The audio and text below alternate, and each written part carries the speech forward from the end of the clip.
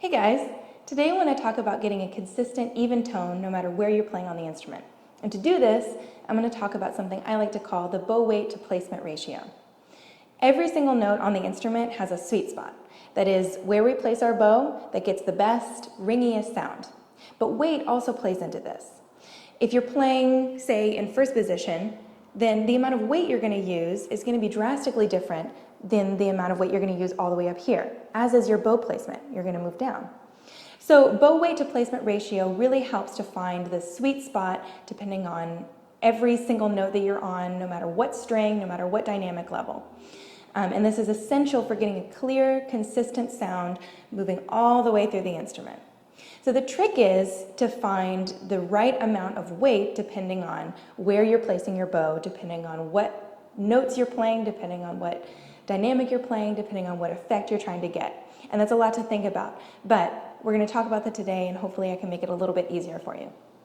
So we're going to talk about a couple different aspects. The first one is vertical, and the other one is horizontal. So let's first talk about vertical. This is just moving up and down the fingerboard. As you move up the fingerboard, your bow also needs to move closer to the bridge. So if you're playing the A on the G string here, my sweet spot is right towards the edge of my fingerboard. Now I have a really long fingerboard, so it's probably going to be a little bit lower for you on your instrument. But this is where mine is. Now if I go an octave above that, then my bow is going to move down. And then if I move an octave above that, it's going to be almost on top of the bridge.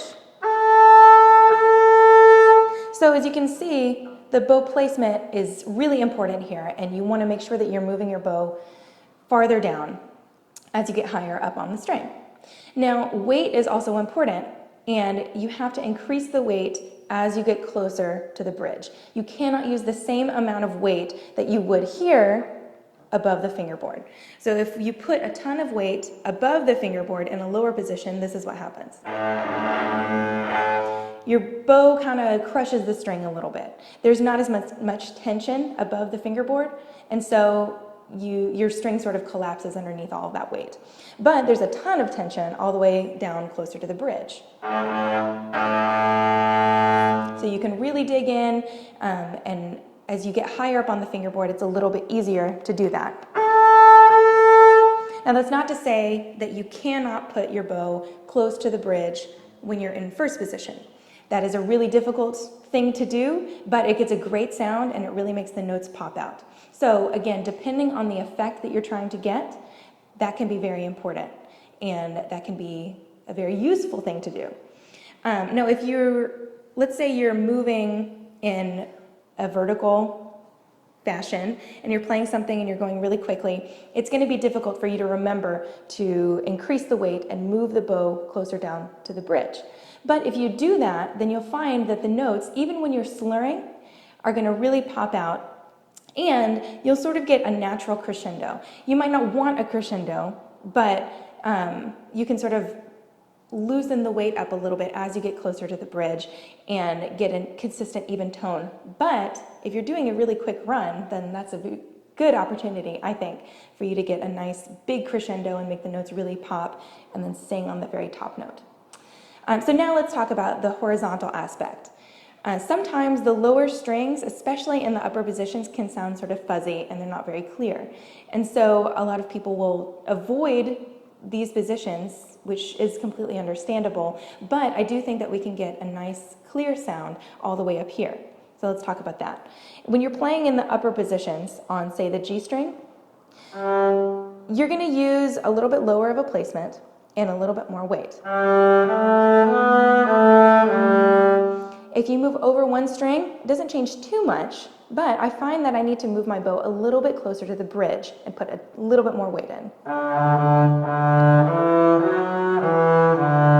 Now, as you get over to the A and the E string, these notes are really, really thick. And so I think the reason that they sound fuzzy is because they need a little bit more pressure than the others.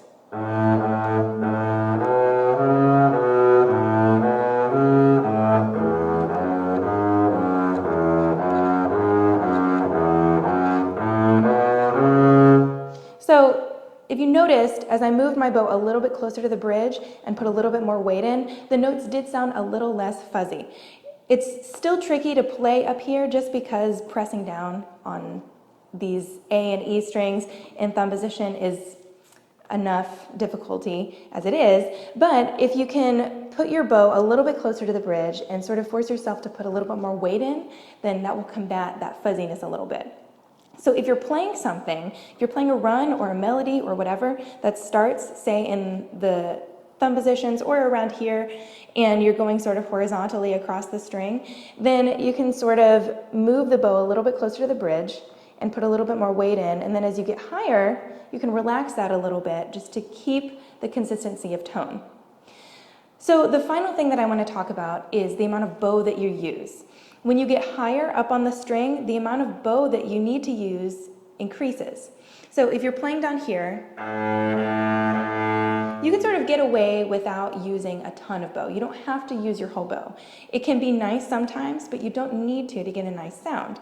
When you get up into thumb position though, as you move your bow closer to the bridge and you use more weight, you're gonna need more bow.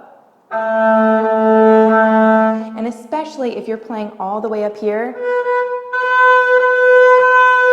in order for the notes to really sing out and for you to get a consistent, even tone, you need to use a ton of bow. And if you're playing off of the fingerboard, you really have to use a fast bow. And the closer you get to the bridge, I find, and the higher you get on the fingerboard, the more bow you need. So the formula for getting a consistent, even tone all the way across the bass is the amount of bow you use, the amount of weight that you use, and the placement of the bow.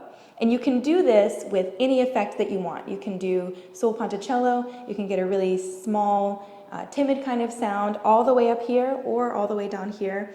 But the important thing is maintaining a consistent sound. As bass players, we shift a lot. We rarely stay in one position for very long.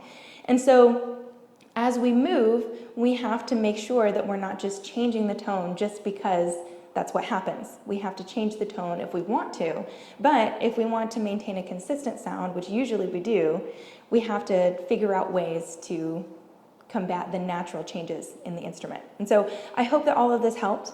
If you have any questions on any of this, please feel free to leave a comment underneath the video. But until then, I will see you next time.